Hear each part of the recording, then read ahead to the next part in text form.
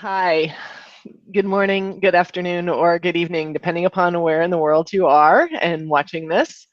I'm Diane Krakora, CEO of PartnerPath, and welcome to this week's Technology Channel videocast. With me, as always, on the other coast, I've got Charlene O'Hanlon. Hi, Charlene. Hey, Diane, how are you? A little tired. Just got back from Las Vegas. I was at the IBM Partner World Leadership Conference, their partner conference of the year, and Vegas, man, not a fan. Did you win?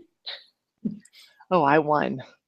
And I saw you went won bigly. to Soleil too, right? Pardon?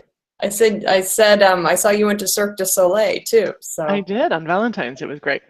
That's something. Yeah, it was.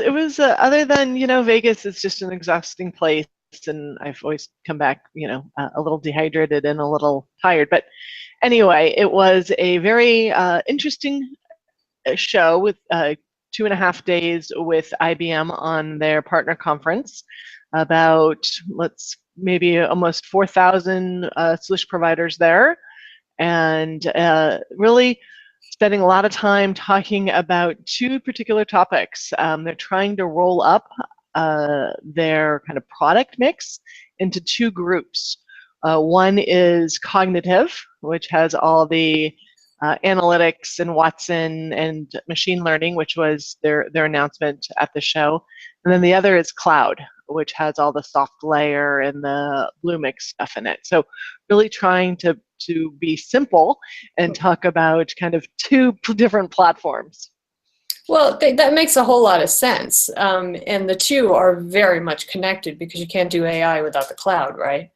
But I think now that they've pretty much shed themselves from their hardware per se, and being known as like a system software services hardware company, I think now that they've simplified their messaging, I think that's going to work to their advantage.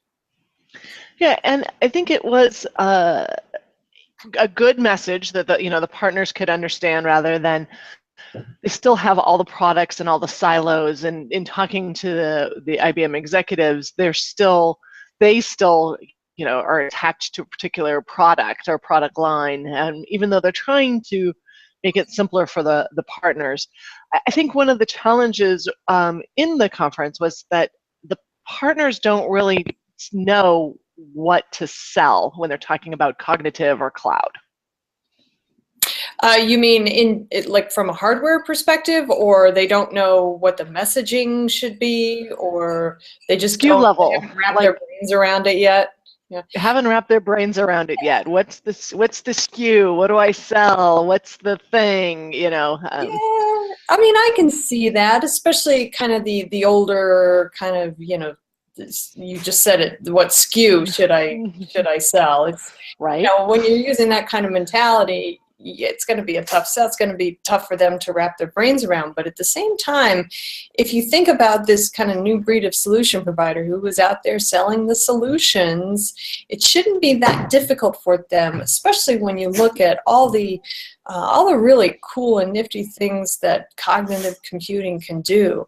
And with IBM's announcement of the machine learning, which I'm kind of terming like Watson Light, basically, it's really a way for companies to harness the power of artificial intelligence and cognitive computing to really work for them without needing, a data scientist or just a whole department of folks with doctorates running the machines. It's it actually makes a lot of sense, and it also makes it a lot more accessible to companies that previously probably had no interest because they thought it was just something that was out of their reach.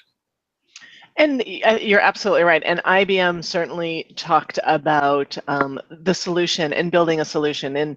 And that was also a big message to the partner community, is you need to be able to build solutions, which I was kind of like, this is new. to you guys that you need to build solutions?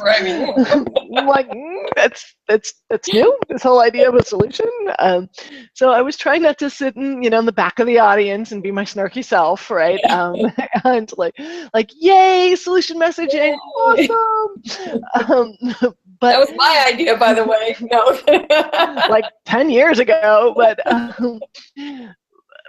I think one of the challenge for IBM, the messaging is great, the summarizing it into cognitive and cloud, and trying to simplify kind of what all this kind of fits together, and solutions. And they talked a lot about Bluemix, which is their multi-vendor cloud offering, where the different vendors also are provided solutions in that are been vetted and tested, kind of a solution structure there.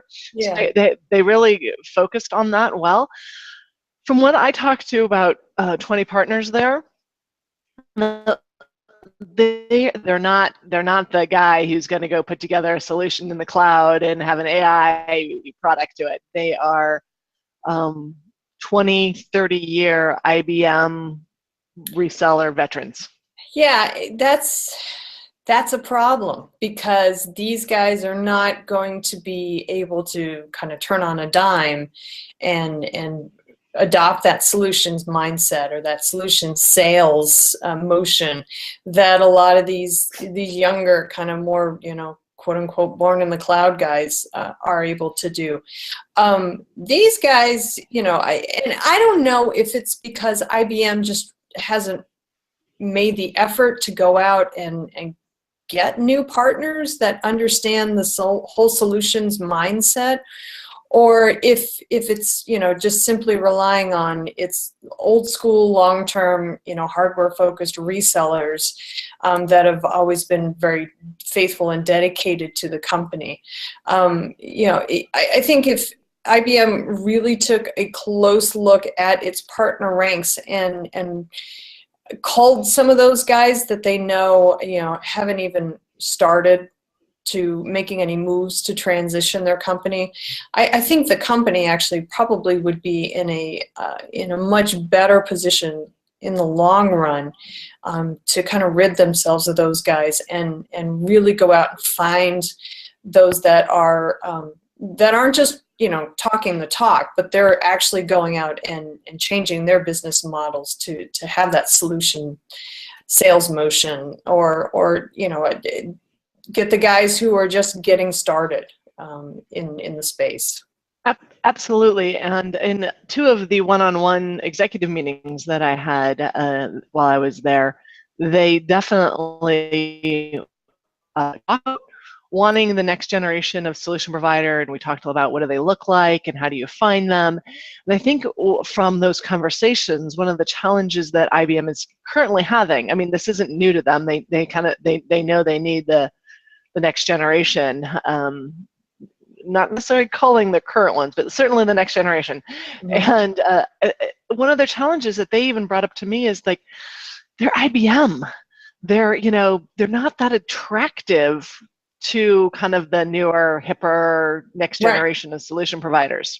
Right. Yeah, they definitely need to change their messaging or extend their messaging to really position themselves in a way that is more attractive to this kind of younger, more nimble crowd, if you will.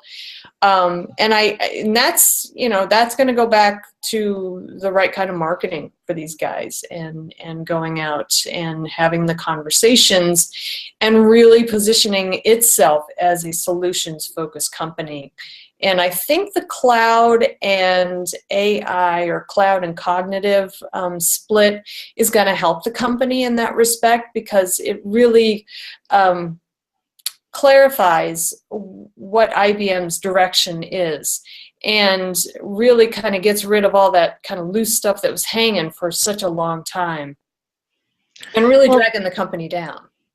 Yes, well, that's just a quick summary for you guys of what kind of went on the IBM Partner Summit. I'm sure that you'll hear much more about it in the industry. And Charlene, I really miss having you out there in Las Vegas to hang out with. I miss our our talks at the lounge after the conference, and Right. those were fun. But maybe next time. And hanging out in the rafters, going, that's a thing. Right, exactly. Better than hanging from the rafters, right? Right. So thank you, Charlene, for bantering about some of the IBM stuff with me today, and we will see you all next week. Thanks for tuning in to Tech Channel Videocast.